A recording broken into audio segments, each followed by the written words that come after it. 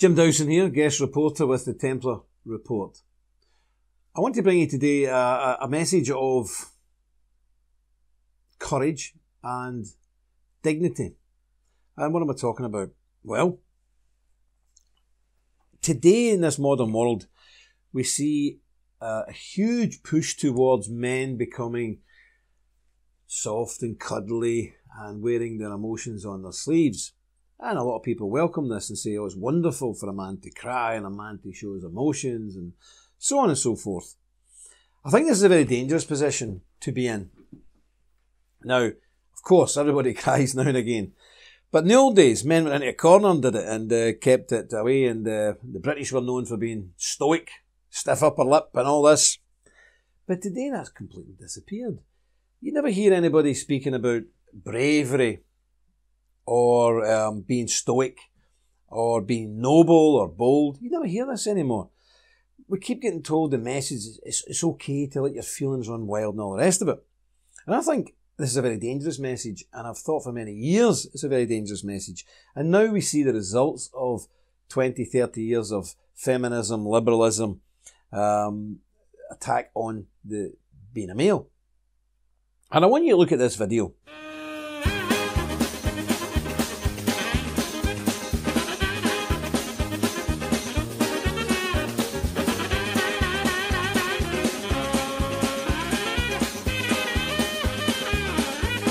Okay, that's the British police. Can you believe it? 10 men. Now, okay, the British police don't have guns, but there's 10 men with tasers, with mace spray, and with flick batons. 10 men. And they're all running away from one guy with a knife. It's ridiculous. Now, compare that to this. Run.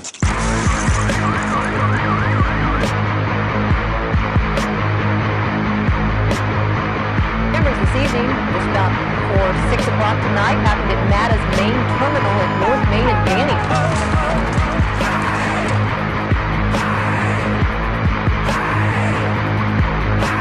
There's a punch, and this mini Cold War gets hot. You see the difference? Russian. Okay, they're special forces trained police. And the American chap is just a normal beat cop, fighting it out man to man with a guy who was annoying a woman. And pretty good fight it was too, actually, if you don't mind me saying so. But that's a proper bloke, that's a proper man. He's having an aggravation with somebody, the guy attacks him, boom, he's straight into him. We're not getting that nowadays.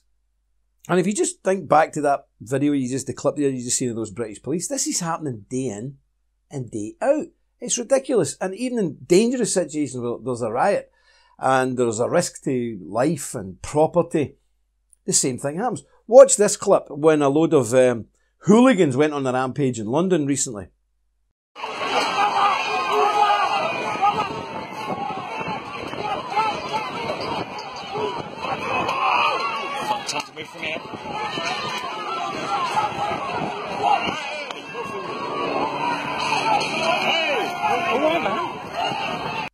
Okay, do you see what I mean?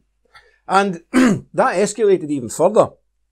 And there was huge swathes of London burnt to the ground. We have videotapes of a young Polish woman with her baby having to jump out a burning building because the cops stood back and watched a gang of teenagers setting fire to a whole city block. What's going on? And nothing was done. Even if the cops had ran in there with batons, they'd have ran away. They didn't have to shoot them. But they could have shot them. And in my opinion, they should have shot them. But where is this coming from? It's coming from this feminization of men. It's coming from this, the emasculation of men, the constant beating down of men. And, you know, when a guy behaves like a man, and especially people like ex-soldiers, and they come back from tour of duty, and occasionally lose their head and maybe smash a cup off a wall, whoom, right away they're down to the psychiatric doctor, saying this guy's got anger management problems. He's not got anger management problems. He's a man. He's full of testosterone. He's venting out his frustrations. And in a previous generation, my father's generation, and maybe my generation to a certain degree, if you were really annoyed, you go down a pub that you don't normally go and pick a fight and work your frustrations out like that. That's what men do. Now, Am I speaking out of turn here? Am I wrong? Am I some sort of nutcase or lunatic? No. There's, how many people on the planet now? 5 billion? 6 billion? Oh, there's 7 billion people on the planet. Well, I've been all over the world, and I travel all over the world most months. And outside the West, and I mean Western Europe and the US and our kind of, the Anglosphere world and the West generally, outside our little bubble, men behave like the way I've just described. You don't mess with people. Men are men. You step on their toes, you will get a punch in the face. End of. And their police force don't run away with one idiot with a knife. He'd be dead. He'd be shot. Boom. Gone. End of. It's only in our small Western world where men are rapidly becoming so feminized, so weak, that we have incidents like, I don't know if you remember this, but there was British naval guys caught by the, was it Iraqis or Iranians? Who? Iran. Okay, the Iranians. Our sworn enemy. They captured a couple of, quite a few Royal Navy guys. Now remember, the British Royal Navy made this tiny little island of Britain the rulers of the world, the biggest empire the world has ever seen. They were the terror of the seas. And that 300-year reputation was destroyed like that. Why? Because the Iranians captured a load of our guys who never fought back. And not only that, one guy broke down in tears and told the press and the media that he was cried himself to sleep every night. Why? Were they pulling his toenails out? Were they sticking bamboo things up in his fingernails? No, much worse. They took his iPad. Yes, they took his iPad. The animals, the brutes, savages. What kind of people are we dealing with? They took his iPad away. Can you imagine it? And a similar thing happened to some Americans as well. And they were crying, and the Iranians published it and put it out on the airwaves and let people see guys crying. It's ridiculous. You know, years ago, Second War, First War, people charged machine gun nests single-handedly, fought on with arms missing. And there's a great story how the Scots Greys, their banner, it's in Edinburgh Castle, is the battle standard of Napoleon's Old Guard. Why? Because one officer in the Scots Greys had both his arms blown off by a cannon, and he grabbed the horse's reins in his mouth and was last seen riding right in the middle of them. Great heroic stuff. You know, great hero stuff of the past. And of course it's a bit mad, but that's, you know, men are charged to look after their families, their women, their children, their society, and it's men that have to go off to war. So we always were brought up in the old days to be quite stoic, because you may have to go and die one day in a war. And you can't be a snivelling wreck talking about your feelings when you're in a trench. Or you may be the father of 2 or 3 sons that have to go off to war, and you have to fortify yourself for loss. So there's reasons for this. There's reasons for over the thousands of years men have been tough, hard, bit distant, keep their emotions hidden. We don't have the luxury that women have. Millions of women don't go to war. And all this baloney about women serving in the front line and all the rest of it, wait till the next World War starts. Wait till conscription comes. And young girls working in nail bars and young girls working as burger flippers are all getting told to report for duty at the local barracks. And they're going to go through 6 weeks of training, stuck on a boat and shipped into a battlefield somewhere. Ain't going to happen. It's never happened in the history of the world. It'll never happen now. So men are the ones who die in their millions in wars. It's our duty to do that, to protect our loved ones and our family and everything we hold dear. So, you know, we need to get back to the old-fashioned notion of chivalry. I mean, look at that picture. Great chivalric picture of a knight. You know, this is what we were. This is where we come from. This is where we all come from. And certainly the Templars have done much to try and resurrect this in the modern world. You know, there's a lot of right-wing people running about with their chinos and their torches, doing all these silly things and calling themselves clubs and, what do you call them agents? Proud boys.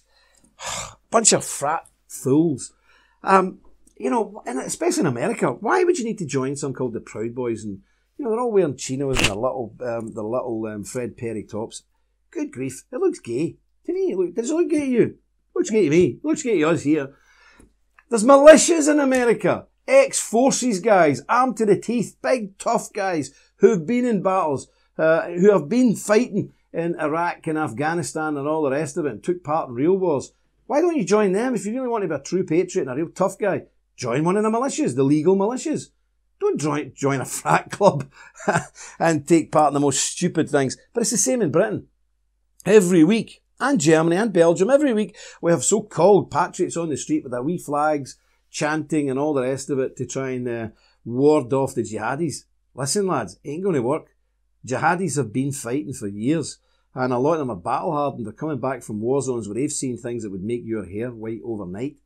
You walking down the street with a can of Special Brew or Stella Artois and chanting Allah is a child abuser or whatever you chant, ain't cutting any ice. It's not worrying them. They're not in the slightest worried about you. And this is the problem. Again, even our Western tough guys now ain't that tough. In fact, they're not tough at all. And this has happened in the last 20 years. So, you know, I'm only a fairly small chap, fairly small guy, poor eyesight, but I've been in many, many fights in my day. And nobody steps in my toes. It's as simple as that. I'm a man and I'll stand my ground and I'll fight down whoever comes at me. And that's what we need to get back to. It's not being big. It's not being tough. Nobody should be mouthy. Nobody should be a bully. But you should be a man and you should stand your ground. So I've said my piece. What can be done about this? Am I asking people to become knuckle-dragging thugs? No, no, no. And in fact, real tough guys, guys who are tough, guys who can handle themselves, are the very last people you will ever find getting involved in thuggery or hooliganism or ranting and raving and shouting and bawling at people. It doesn't happen. But I am asking you, and I know it's difficult because society's all against it, men now. At every turn, we're being beaten down by the feminists, not just the women feminists, but by the effeminate men feminists. We're being constantly attacked. So I would say it's very important that you're in a group of like-minded individuals. And I would say that group is the Templars. You should join the Templars. Yes, they're extremely old-fashioned.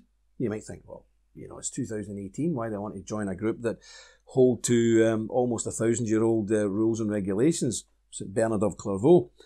Because it was right then, and it's right now. If you want to be a man in a modern world, not just strong in the arm, but strong in here, strong in your heart, strong in your soul, and strong in your mind. You need the whole package. I can think of no other organisation other than the Knights Templar International that can help you on that journey and help you on that road. So I would invite you to get onto the website, which is, I always forget it because I'm getting old and I can't remember them. What is it? Sorry, you don't have to. It's down below. It's down below. So if you look down below me right now, you'll see it. That's how old I am. I'm absolutely useless with this stuff. But you really should. And it'll help you because I know how isolated men feel today. And it's not easy and it's not good. But this is a group of respectable, decent human beings who are men, real men. And they will stand, and they have stood, time after time after time when our people or our faith or our nation is threatened. Make no mistake about it, the guys up front and centre are always the Knights Templar. So think about joining them.